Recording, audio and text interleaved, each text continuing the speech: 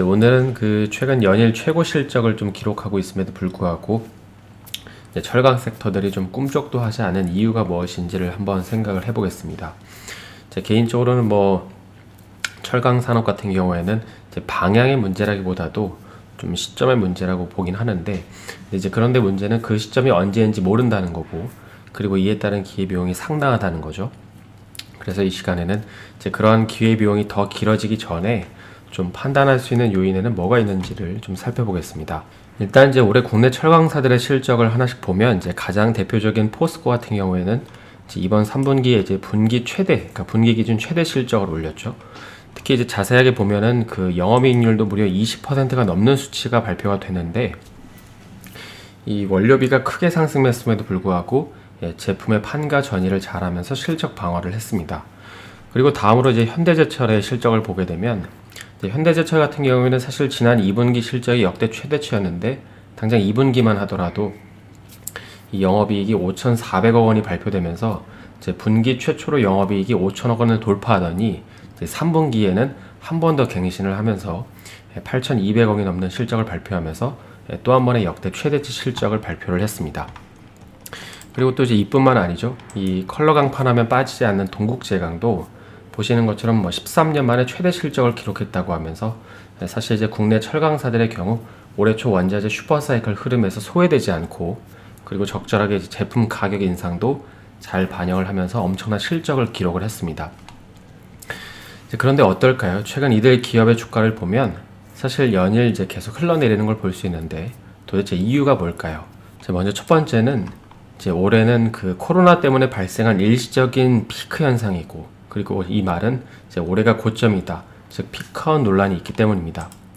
보시는 거는 그 포스코 주가인데요. 올해 이 주가 흐름인 건데, 잠깐 이 올해 철강 섹터에서 발생한 이슈들을 쭉 한번 훑어보면 5월 이후에 철강사들의 주가가 일제히 이렇게 하락을 하기 시작하죠.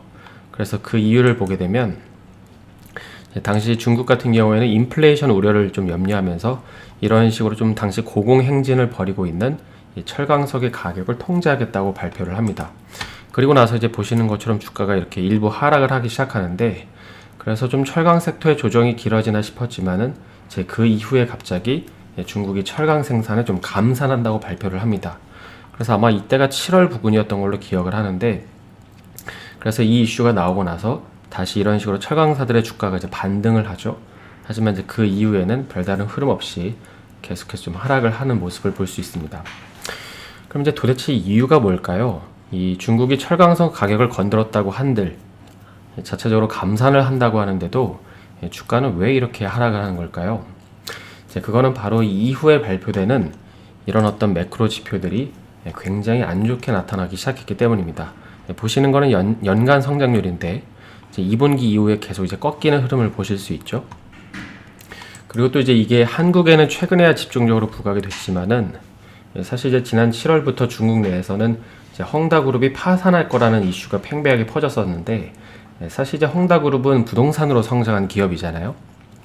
그래서 이 말은 헝다그룹이 파산을 하게 되면 이는 철강의 40%가 사용되는 이 부동산, 그러니까 건설 산업에 사용되는 철강 수요도 타격을 입는다는 말이기 때문에, 여름 이후를 기점으로 매크로 지표가 안 나오면서, 그리고 또 중국 최대 부동산 회사인 이 헝다그룹의 파산 이슈가 중국 내에서 들리기 시작하면서 철강사들의 주가는 이런 식으로 하락을 하기 시작합니다. 그러다 보니까는 시장에서 이렇게 생각을 하는 거죠. 처음에는 중국이 감산을 한다고 해서, 중국이 어떠한 이유인지는 모르겠지만 감산을 한다고 하는데, 그래도 아직까지 수요는 굳건하니까 중국이 감산한 물량만큼 국내 기업들이 수혜를 볼 거라는 논리가 있었지만은, 그런데 조금 시간이 지나고 나서 보니까 중국이 감산하는 진짜 이유를 보니까 이 자국 내에서 철강 수요가 줄었던 것입니다. 그리고 그 중심에는 단연 부동산 1위 기업인 헝다그룹 파산 이슈가 있었던 것이죠. 그래서 이 이후에 중국은 현재는 스태그플레이션 얘기가 나오고 있잖아요. 그래서 이런 이슈들을 보면서 시장 참여자들은 이거 예상보다 중국이, 그리고 그동안 중국이 고공성장을 했던 그 또 배경이었던 이 부동산 경기 둔화가 예상보다 심각하다고 판단을 하게 됩니다. 그래서 이걸 어떻게 알 수 있냐면은 물론 부동산 착공 면적이라든지 중국 부동산 관련 투자 지표 같은 걸 통해서도 확인을 할 수 있지만은 지난 5월, 6월 달 기사인데요. 이 이후부터, 그러니까 2달 연속이라니까 5월하고 6월이죠. 그래서 이때부터 중국에서 이제 굴삭기 판매가 감소를 하기 시작합니다. 그래서 이제 중국 비중이 높은 이 현대건설 기계라는 종목의 차트를 보시면 이제 이 기업이 중국에 파는 물량이 상당한데 중국에서 굴삭기가 판매가 안 되니까 주가 역시 이제 하락을 하는 이유가 여기 있었던 것이죠. 따라서 여기까지 정리를 해보면 이 철강 섹터 같은 경우에는 올해 초에 수요가 폭발하면서 와 이거 몇 년 만에 거의 몇 년 만에 역대급 호황이 아니냐는 기대감이 형성된 상태에서 이제 수요 공급 논리에 따라 제품 가격이 올라가니까 이제 이를 지켜본 중국이 인플레이션 우려를 하기 시작하면서 중국은 철강석 가격에 손을 대기로 결정합니다. 그래서 그 이후에 이거 철강 섹터 꺾이는 건가 이렇게 생각을 하지만은 근데 갑자기 중국이 철강 감산 정책을 발표하면서 이를 두고 이제 한편으로는 가격이 좀 빠질 수는 있어도 이제 물량으로 커버할 수 있으니까 그러니까 중국이 감산하는 만큼 좀 더 많은 물량을 국내 기업들이 가져올 수 있는 게 아니냐 그러니까 이런 기대감이 생겨서 이제 5월 이후에 하락했던 주가가 잠깐 반등을 하기 시작합니다. 하지만 이제 이건 오래 가지 못하죠. 왜냐하면 감산 발표 이후에 중국에서 발표된 여러 경제 지표들을 보니까 철강 생산을 감산한 진짜 이유가 물론 이제 인플레이션 이슈도 맞지만은 이 자국의 부동산 경기가 좋지 않았기 때문이고 또 그 중심에는 헝다그룹이 있었던 것입니다. 그러니까 수요가 없기 때문에 굳이 물량을 많이 찍어낼 필요가 없다고 판단을 한 것이죠. 그래서 이제 시장에서는 이거 일시적이구나. 철강 수요의 절반을 담당하는 중국의 수요가 꺾여서 생산을 줄이는구나 이렇게 생각을 해서 이제 국내 철강사들의 실적은 이제 올해가 피크일 거라는 논리가 조금 더 굳어지게 됩니다. 물론 이제 감산을 하는 목적 중에 하나가 뭐 탄소 배출을 줄이는 목적도 있지만은 사실 그거는 정말 메인이라기보다도 이제 변두리 이슈인 거지 좀 메인으로 보기에는 약간 무리가 있죠. 그래서 이제 올해 철강 섹터에 대한 히스토리는 이 정도로 정리를 하시면 될 것 같은데요. 그런데 이제 이런 상황에서 가장 최근에는 이런 이슈도 있습니다. 이게 잘 아시겠지만 내년 2월에 이제 베이징에서 동계올림픽이 예정되어 있잖아요. 그래서 현재는 중국이 뭐 이러저러한 이유로 철강 생산을 줄이고 있지만은 앞으로 올림픽이 끝나면 다시금 생산량을 늘릴 수도 있다는 것이죠. 그러니까 본인들이 발표한 정책을 이제 번복할 거라는 거잖아요.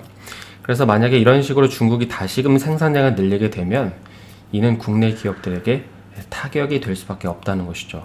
근데 이게 시장에서 이걸 아예 개연성이 없다고 보지 않는 게 왜냐하면 몇 년 전에 중국 같은 경우에는 뭐 말로는 조강 생산량을 줄인다고 해놓고 막상 데이터를 열어보니까 뚜껑을 열어보니까 오히려 더 늘린 이슈가 있었기 때문입니다. 그러니까 소위 말해서 거짓말을 한 거죠. 그래서 만약에 중국이 내년도에 올림픽이 끝나고 다시금 이제 생산량을 늘린다면 이 기사의 내용처럼 국내 철강 기업들은 타격을 받을 수밖에 없지 않겠냐라는 시각도 있습니다. 그래서 이제 여기까지가 현재 그 철강 섹터를 바라보는 시장 참여들 대부분이 올해가 피크라고 주장하는 이유인데요. 그러면 어떨까요? 앞으로 철강 섹터는 어떻게 될까요? 그리고 만약에 다시금 올라올 수 있다면 어떤 이슈를 봐야 되는 걸까요?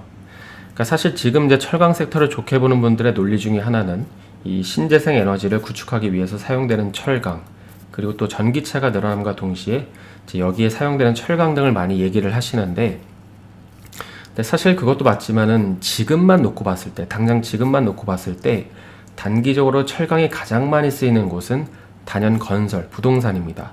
그러니까 앞으로 풍력타워가 만들어지고 전기차가 엄청나게 보급되는 것도 맞는 말이지만 지금 당장 철강이 집중적으로 사용되는 곳은 부동산 같은 인프라 섹터라는 것입니다.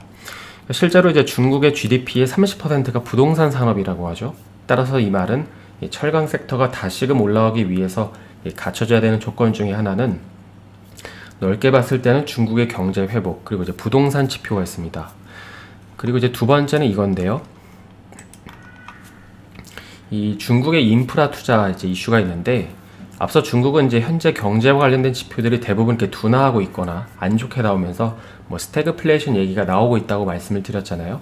물론 이제 언론에서 말하는 것처럼 뭐 진짜로 스태그플레이션이 발생하진 않겠지만 다시금 경제가 좋아지기 위해서 또 경제를 좋게 만들기 위해서 중국은 이런 식으로 현재 인프라 투자를 계획하고 있습니다.